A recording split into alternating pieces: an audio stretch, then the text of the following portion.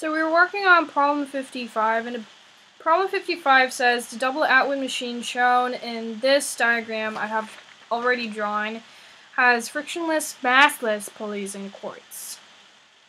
Determine A, the acceleration of masses m1, m2, and m3, B, the tensions F sub T1 and F sub T3 in the quartz.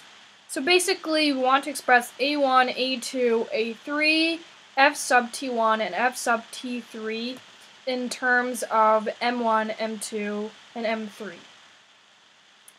The very first thing we all want to do is to draw a free body diagram, and here I'm going to draw 4 free body diagrams, one for each mass, and another for the movable pulley, which is right here.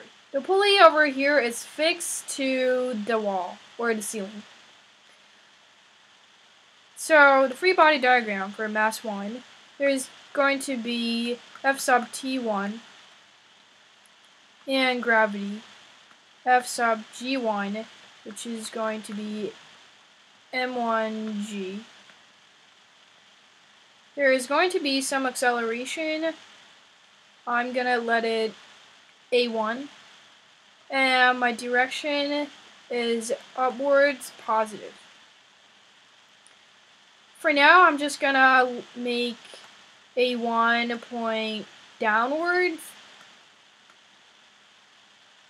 And for mass 2, the acceleration would be upwards since they're on the opposite, mass 1 and mass 2 are on the opposite ends of the pulleys. For mass 2, there is also going to be tension force T1 and gravity F sub G2, which is M2G. For mass 3, the acceleration is at A3. I'm going to make that point downwards. And there are also 2 forces acting on M3. One is F sub T3, and another is F sub G3, which is equal to M3G. Finally, the last free body diagram will be for the movable pulley. And on each end of the movable pulley, there will be one mass 1 and mass 2. There will be a downward force of F sub T1 and another F sub T1. There is also going to be upward tension of F sub T3. And I'm not going to include a gravity field force acting on this pulley because this pulley is massless, as stated in the problem. So let's go ahead and write out the sigma F equals ma statement. First, starting with mass 1. Sigma F equals... before I move on to write out the sigma F statement, one thing we want to note about the accelerations of M1 and M2 is that there is going to be some relative acceleration of mass 1 and mass 2 relative to the movable pulley's acceleration, the whole system of these three's acceleration. So let AR, I'm going to let AR as the downward acceleration of M1 with respect to the movable pulley. So therefore A1 is going to be AR minus A3 because here we're really adding the relative acceleration and the acceleration of the system. This acceleration of the system is really negative A3 because it's going in the opposite direction opposite to mass 3, whose acceleration is A3. So here we're really adding AR with this acceleration of the system, including the movable pulley and the 2 masses, which is negative A3. So acceleration of A2 is going to be negative AR minus A3 because A2 or mass 2 is going in direction opposite to mass 1, since AR is the downward acceleration of M1 with respect to the movable pulley, the relative acceleration of A2 would be in the opposite direction, so negative AR minus A3. So having established that, now let's move on to write out the sigma F statement. And the sigma F statement for mass 1 is going to be M1 A1, which is F sub T1 minus M1G, the gravity, which is equal to M1 AR minus A3. What I did here is this part is the net force, F sub T1 here, and minus F sub G1, which is M1G, and I just rewrote M1A1 over here because A1 is equal to AR minus A3. So moving on to the next sigma F statement for mass 2, which is M2 A2. For mass 2, it's very similar to mass 1. There is a F sub T1 minus F sub G2.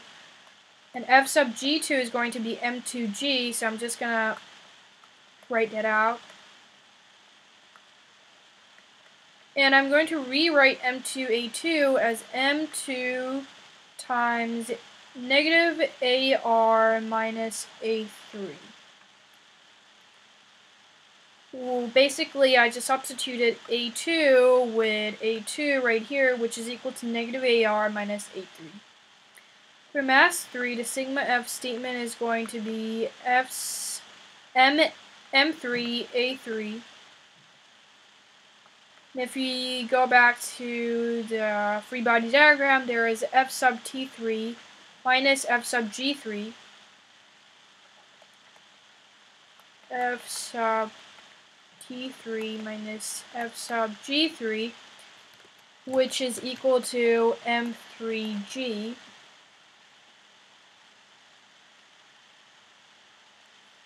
Finally, the sigma F statement for the movable pulley right here is F sub F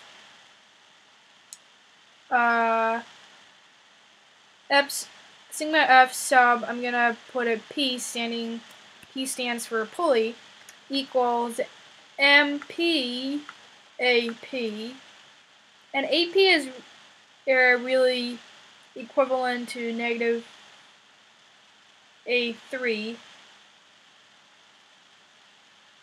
Mass P over here is equal to 0 because as stated in a problem, these pulleys are massless. So this is going to be 0. There are 3 forces acting on this pulley. One is F sub T3.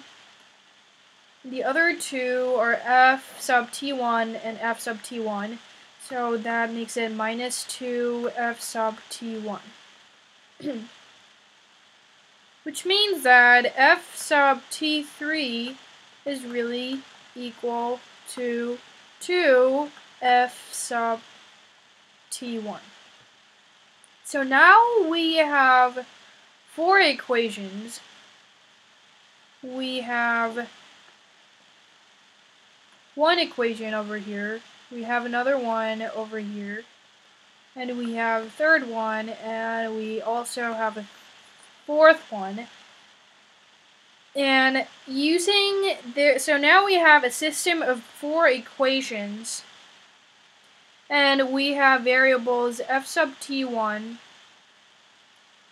A sub 3, and A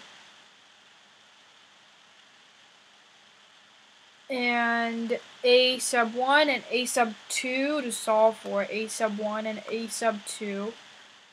We also want to solve for a F sub T3, and we have another equation that shows a relationship between F sub T3 and F sub T1. right here. So we have a system of 4 equations and we have 4 variables. And after this, now you can do all sorts of algebra to solve a1, a2, a3, and f sub t1 and f sub t3 in terms of mass 1, 2, and 3 using these 4 equations. So this is it. This is the setup for question 55.